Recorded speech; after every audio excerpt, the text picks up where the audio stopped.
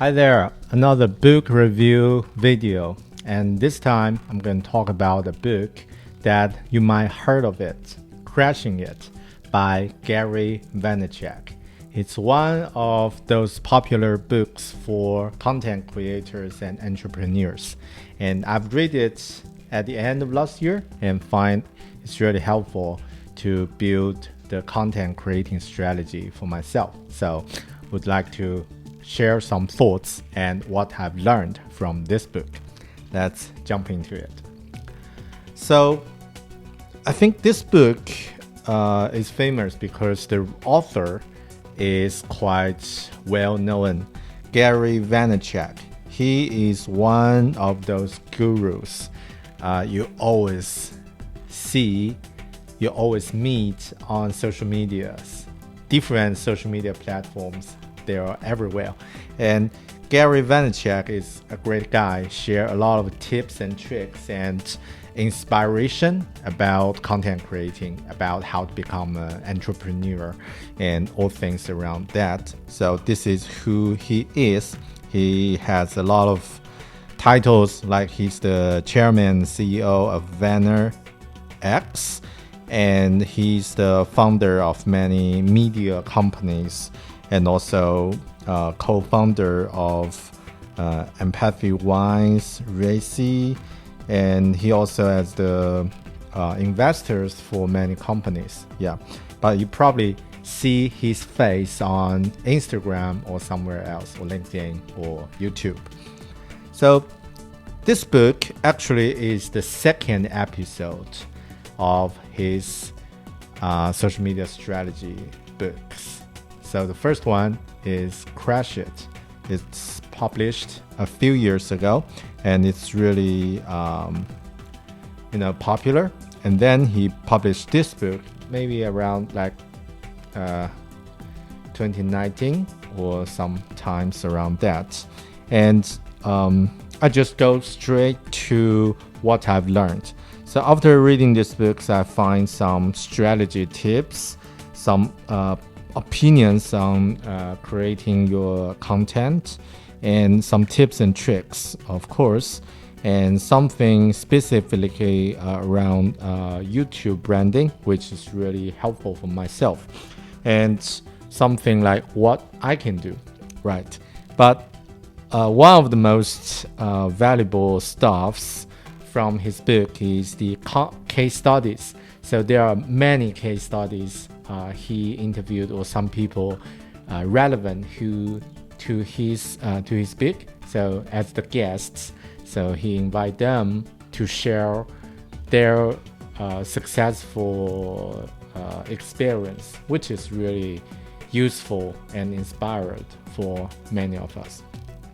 Let's get to the first part, the strategy part. I think what is really useful, or the most useful tip that you can learn from this book, is always to think about this, to add value to your audience. So you have to know that what they can learn or what they can get from your content. And it's not about you, it's about them. So always think about what they can get. Is it just for entertaining? Entertaining is a value, right? Or is it about learning something, or get some information, or connect something? Or just think about the value. And I really like this one. I don't know because this is also the note I took after reading the book. If my day is a dashboard, the main call to action is add value. Probably it's from the moment I read this book. And also he talked about the strategy of being a big fish in a small pool, rather than just to become a general guy, know everything, which I think is a good strategy. You have to find your niche in different markets. And for example, like myself, I'm a Chinese guy who speaks English and work in software designing industry. So as a product designer, so this could be my niche. And also another strategy part, which actually mentioned in many of Gary's other platforms in his podcast or some keynotes, that you can create one pillar content and then distribute it into different channels, into different snippets to different channels. For example, if you give a speech about how to become a product designer, for example, and then it could use this large piece of content to create smaller snippets, such as some slides or Instagram story or like LinkedIn slides, other things. And you can create different format of smaller pieces and share in different platforms. So this is also like create a larger one and then create micro content, which is really helpful. The other one is about podcasting, so I'm not going to details about this, but yeah, so this part is about strategy, really useful. The other thing is about some opinions that he has.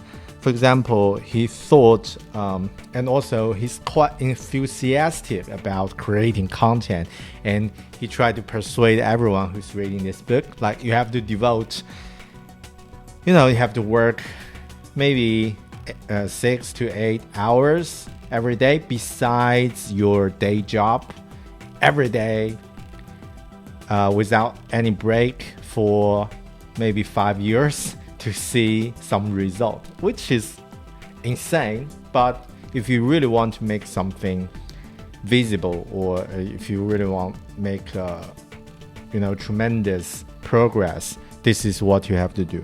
So I haven't tried that, and he suggests, you don't have any leisure time, and you might need to shorten your sleeping time to get a better result. I don't know if that works for me, but probably I will still keep my well-being as the priority. And also, he suggests to you have to learn. The learning process also could be or should be your content. I think this is really helpful, really useful for me as a self-taught designer, because if I share my learning experience, actually it can benefit other people, and people will feel, oh, this is something they have a similar experience and they can learn from it, so they get value from it. I think this is really, really good. And the other part is, don't afraid to create things, to start doing new things, because normally people just feel, oh, it's a waste of time or you could fail. But if you don't start, nothing will happen for sure. And be authentic, and works matter better than calculation. Some other parts of his opinion. And I'll go to the case studies he mentioned. There are many useful or inspiring case studies in this book. One of the interesting case studies is the dancing dentist on Musical.ly. So this is really interesting.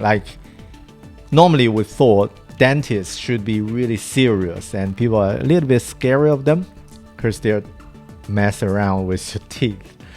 But this dentist, actually, she is really good at make things funny and just do some silly dances on Musical.ly, Instagram, or other social medias. And it, in fact, in her neighborhood, kids know her, and when they want to see the dentist, everyone said, oh, I want to see that dancing dentist on my Instagram. So she looks really interesting. So I think that's a really good case study. And the other one, which I think are really interesting, is Pat Flynn, who is another very famous YouTuber, and he failed of becoming an architect because of like the financial crashes in 2008. And then he accidentally become a YouTuber and really successful. And the other one, I think, is the Good Dog case. Okay, probably not need to mention.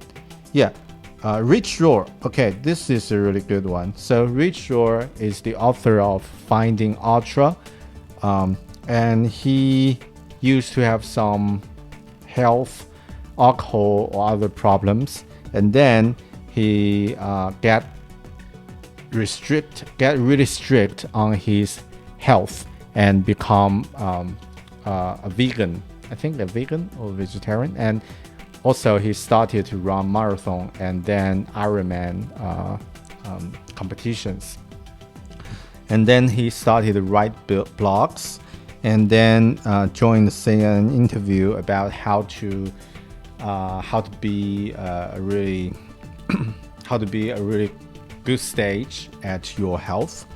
And because of that, okay.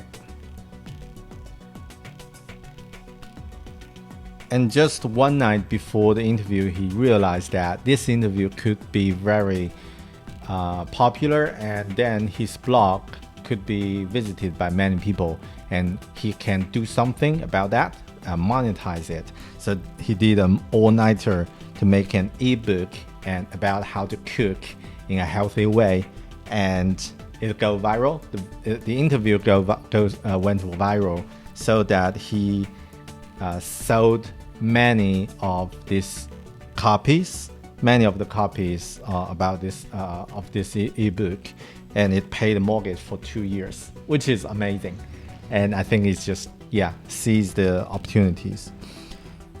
Other tips and tricks that I've learned from this book, like voice first, according to like Alexa and other new platforms that are rising, we can really take the advantage of it. And the other part is about YouTube and how to become a better YouTuber, but I'm not going into details.